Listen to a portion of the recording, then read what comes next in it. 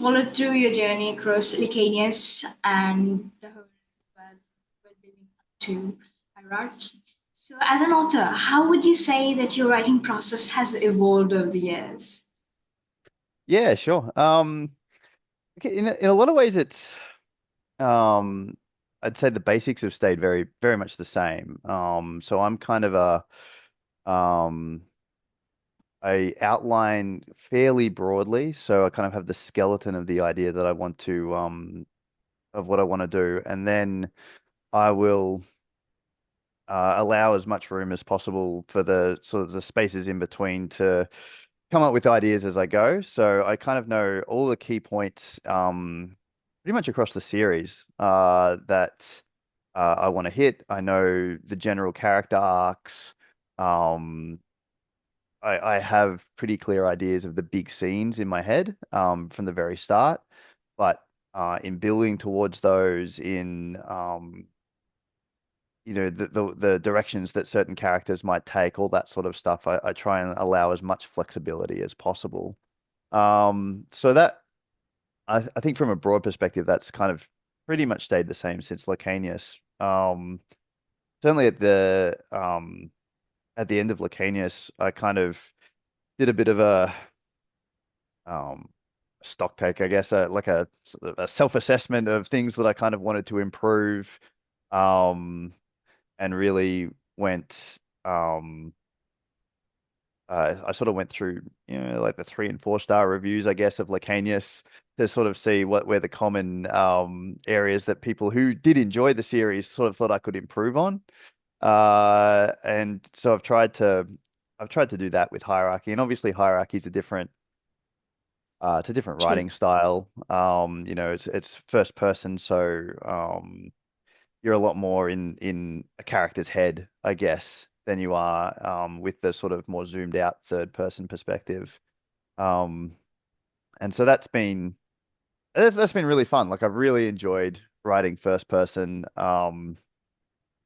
and it's certainly I think the switch really helped me kind of push forward as a writer, sort of, doing something different. I think I could have very easily, if I'd continued on in the same style as I did with Lacanius, could have kind of just gotten stuck in a rut and kind of gone, well, this is good enough. People are enjoying this. This is great. I'm just going to do this for the rest of my career, sort of thing. So yeah, it's certainly things have certainly changed. But like I said, I think that overall process has kind of remained the same. That's interesting. So you've talked before about the writing and structuring of the complex worlds all across the different universes that you've created. So would you say that it was harder or was it easier, like outlining how the world building and hierarchy as compared to it was in Licanius? Yeah. I think it was easier to outline and harder to write. Um, so uh, in a lot of ways, because Lacanius obviously involves time travel, which is very exacting. You really don't want to make mistakes with that because as soon as you do, everything is ruined. Um, so the outlining phase of that and getting the kind of hitting the emotional beats that I wanted to hit, but making sure everything worked from a time travel perspective was really difficult in Lacanius. This, in some ways, is I was going to say it's more of a straightforward story. It's not, but it's complex in a different way, especially in book two. Book one, I actually found pretty easy to outline, but I was still having to hit very specific things because I knew what I'm doing with the series. And in book two, the outlining got a lot harder, and then the execution was a lot harder and required a lot more um, nuance, I guess. So yeah, very different experiences, I think, across the two. Yeah. That makes me wonder what things are coming up in book two. Without giving away much spoilers, so our How has our beloved protagonist Viss changed in book two? Well, yeah, it's very hard to go into that without getting into spoilers. I think it's it's something that we've been pretty, I think, relaxed about talking about pre the book coming out. So I will talk about it here. Is that we're now following basically three versions of this. Um, and so he is going to fare differently to depending on which version of him you're following at the time. Which is I was saying this book took a lot more. Um, it was more complex to write in a lot of ways, and that's one of the reasons why, because you've got this one character, um, but there are three different versions of him experiencing three different things, and so that suddenly, um, yeah, you've got to take that into account, and he's sort of changing and diverging, and but is still effectively the same person as he was to start with. So yeah. So, like, which character was I would like? Was there any character who might have grown beyond their original roles that you intended for in book two? Um, yeah, I could certainly see, um, in some ways, I think, Calidus's family, um, I think had they were certainly part of the story, but I think they've become more important as time has gone on. And again, it's that kind of, I've outlined certain things, but as I've written characters, I've gone, oh no, this makes sense for this character to be more prominent here, and things like that. You're obviously getting introduced to a bunch of new characters in book two as well.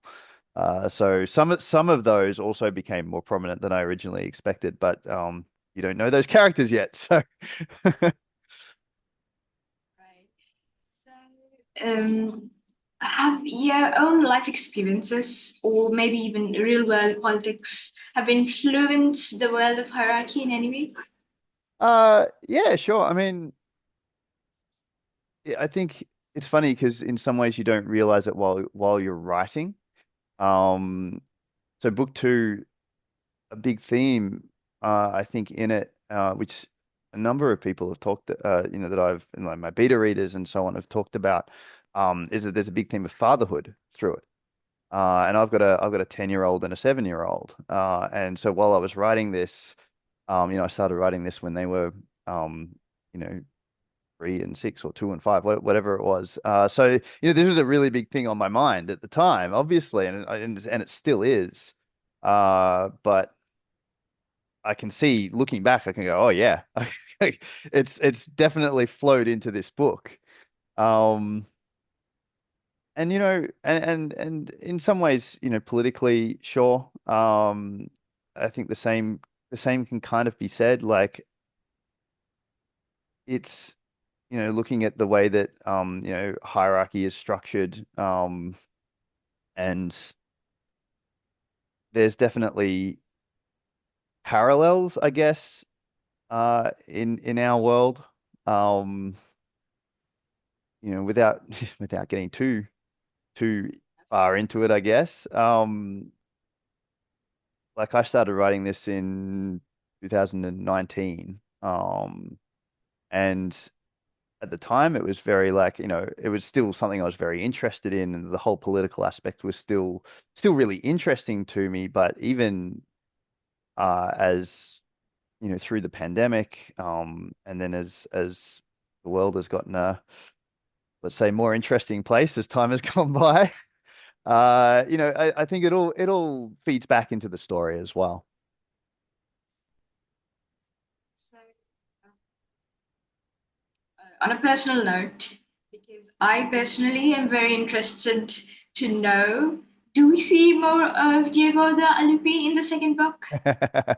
Yeah, yeah, yes, yes, we do. Yeah, in fact, yeah, he's even, I would say he's even got more time in the second book than he does in the first. So, Oh, uh, so let's see if we've got, yes, book events, of course. Um, are you interested or will you be doing any book events for our readers across the EU or North America? yeah, I mean, so obviously, yeah, I mean, this last month has been very sort of promotional focused. But in terms of actually touring, there's nothing planned at the moment. I know that there's certainly talk of me coming over to North America next year. Um, the UK, I mean, I would love to. I would love to come and do a book tour in the EU and the UK. A lot of it is that the series, while the series has actually been very successful there, it doesn't actually have a local publisher aside from the translations. So for the first book, Saga in the US were the publisher, and it was purely imported into um, UK territories. And for the second book, it's actually Text Publishing in Australia, and they're doing the UK versions.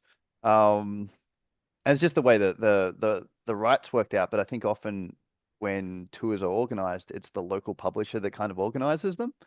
So because I don't have one, um, yeah, it's I have no idea. I have no idea whether it'll happen anytime soon. I'm sure it will happen one day. But it's something I'd certainly love to do, but no plans at the moment. That's great to know. So, for strength of the few, should authors be looking out for any particular book box? Like, if you can share, of course, for special editions, because I personally am a collector of special editions, and I'm sure there are so many readers out there who definitely want the second book in deluxe. Yeah, I mean the main one at the moment that we've done is the Broken Binding, which is a fantastic edition. And unfortunately I think it's sold out uh already. So that's maybe not helpful. Um yeah, I mean there's lots of talk about special editions kind of on the horizon, but nothing that I can really point to and say, yeah, look out for this one at the moment. Um, I mean, I'm really happy with the even the standard hardcover. I'm so thrilled that Saga and Text have both produced these editions that have the reversible hardcover. Because that was a big deal. I know earlier in the year we had the artwork for the second book come out, um and some people were disappointed that the original artwork, you know, we'd moved away from the original artwork, which I get, you've got your hardcover and it's a certain style, and then all of a sudden it's going to be a different style. So the reversible hardcover, we worked really hard on that, and I think Saga should get a lot of credit for running with the idea and actually producing two lots of artwork for the same book. So yeah. So that I guess would be I'll keep this one for the last because it's a bit of a heavy. So what's a fantasy trope that you secretly love and one that you'll never read again? Oh, phew. I mean, fantasy trope that I love is um and it's not necessarily restricted to fantasy actually now that I think about it, but it's when somebody is kind of secretly skilled at something, and only they and the reader know, and they get to a situation where everybody else expects them to fail, and they kind of dazzle everybody, or show up the bad guys or whatever it may be. Like I love that trope. Um, One that I'll never read again. I'm not sure that there is one I would never read again. Because every single trope is a trope for a reason, and they can be executed well, they can be executed poorly. And I mean, half of the reason that I wrote, um, Licanius was that I was really tired of seeing time travel done poorly. Because I love time travel. I love time travel stories, but I really hate it when they're not consistent. I really hate it when I look at them and I go, this was a great idea that was poorly executed. Um, so I don't think that there's one that I would never read.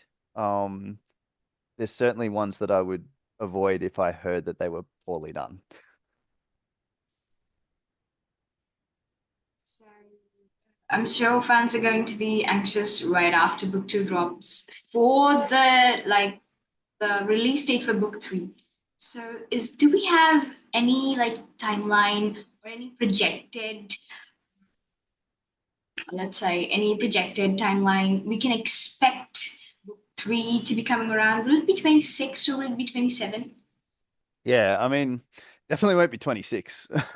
So I'm about halfway through the first draft at the moment. I think realistically, sort of realistic but also optimistic. I think I expect to be done that by the end of 2026, which would be a release at the end of 2027. So I'd say another couple of years.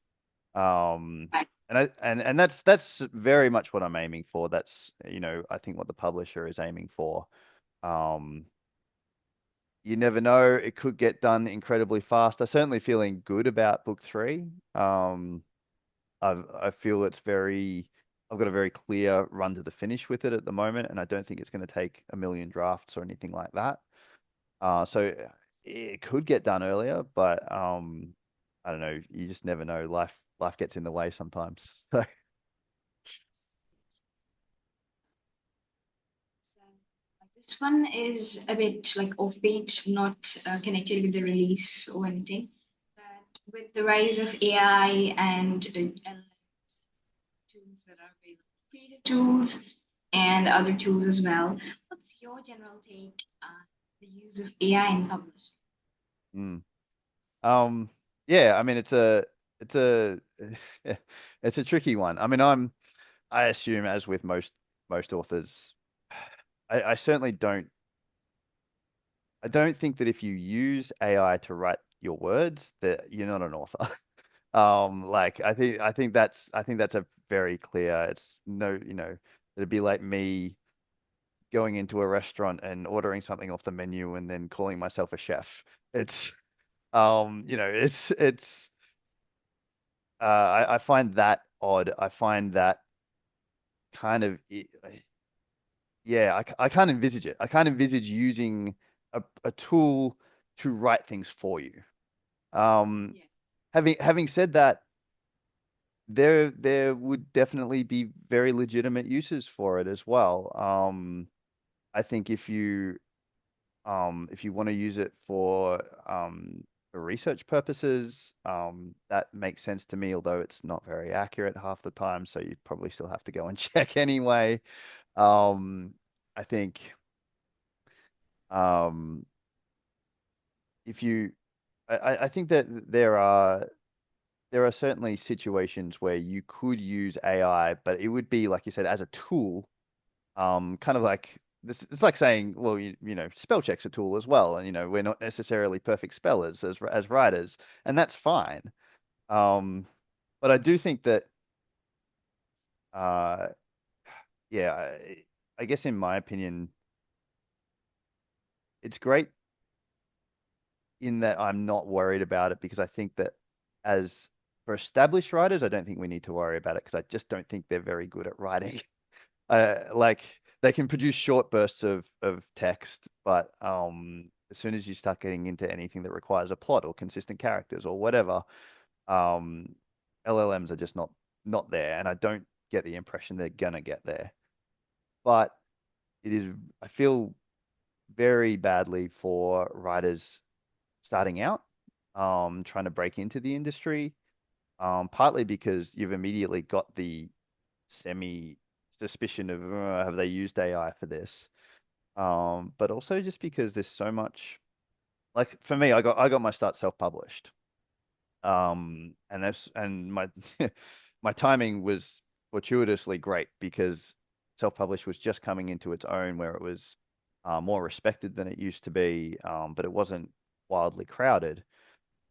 Now you've got people using AI to generate a book a week and just kind of put slop out onto the internet. And I wonder, whether my book would have been able to find the readership that it did, because all of a sudden you've got readers on Kindle Unlimited trying to sort through 1,000 new books a day, trying to find good stuff. And even if, you download a book and you read the first 2 pages and you just go, oh, this is nonsense, it's still starting to waste people's time and still making discoverability for new authors so much harder. So yeah, I'm not thrilled. I'm not thrilled about AI overall. Certainly in the writing space. But who knows? In the future, maybe it'll be good enough that publishers can use it as a more advanced kind of um consistency tool, I guess. I feel like if you could feed it in a book and it could come back with, you've said this character has black hair in on page 37, but on page 246 they've got brown hair. It's the stuff like that that's really hard to pick up even for a human being. And if one day it can do that, that stuff like that's useful. But again, that's more of a tool. So, and it's not there yet. Thank you for that. So, for the writing, going back to our books here, if the hierarchy were to be adapted for the screens, and if it is, just for fun, do you have any Viz Dreamcast? Yeah, I've actually been asked this before, and I struggle. Like I thoroughly enjoy TV shows and movies, but it's really hard um to put an actor in that role, especially because this is younger. I think that's probably the main problem for me, is that I'm going, well, if there was going to be an adaptation, I think you'd want somebody relatively unknown. There's so many talented actors out there anyway, um, that it would be, yeah. This is kind of where you go, well, I'm gonna trust the casting director for this one. Um, But yeah, so no, I don't really have any any dream casting ideas for an adaptation. So, if we were to have a potential crossover between the Licanius and the worlds of hierarchy, I don't quite know if we'll ever have it. Do we possibly have that in mind for any future book, say, like deeper into the saga? Sorry, did you say sorry, because you cutting out a bit there. Did you say like a crossover or yeah. Yeah. Yeah, no, I don't really have any plans for anything like that. I think it works really well for me to keep those worlds quite separate. I think, obviously Brandon Sanderson's done an amazing thing with his Cosmere. And that's the kind of the gold standard for crossovers. But it's also there's always kind of a danger with that as well. And I think we saw that with Marvel, kind of post 2019, where to keep up with the story, it started to become more like homework, um, where you kind of go, I need to watch this sort of iffy TV series to know what's going on in this big budget film, and so there's always a danger of doing that. So I do like trying to keep my series separate and keep the concepts separate and yeah, not to say that I wouldn't do more in either world. I've already got a plan for another Lacanius book. Um, but yeah, no crossovers. So this probably will be our last question for the call. That is, what kind of emotional experience are you expecting our readers to have out going after finishing book two? Ooh. Um, hopefully it's a wide range of emotions again, because these different versions of Vissa are experiencing different things and succeeding or failing in different ways. So uh yeah, hopefully it's the full range. I yeah. I think that's the answer. I think we could probably say that for the first book as well. It was quite an experience. Yeah. Yeah. All right. I guess we are all wrapped up. Thank you so much for making time for this call. It really Thank means you. a lot. Congratulations in advance for the strength of the few. I personally am getting like mine through about to ship. So yes, I just can't wait, and I'm sure all of our Awesome. readers can. And as you said that the drafts are in works, it's great to know because I have a bad feeling that I'm going to pray for the book so bad. But the second one because of it. So well, as I said, like all the very best and keep doing what you do. Like we are such big fans. Thank you. Nice to meet you. All See right. ya.